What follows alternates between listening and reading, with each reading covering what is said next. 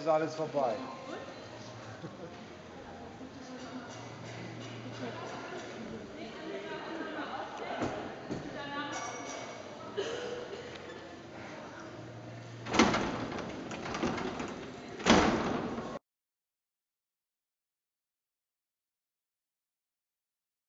Ja, weitere Lesung und Vorstellung nach Stimmwoche.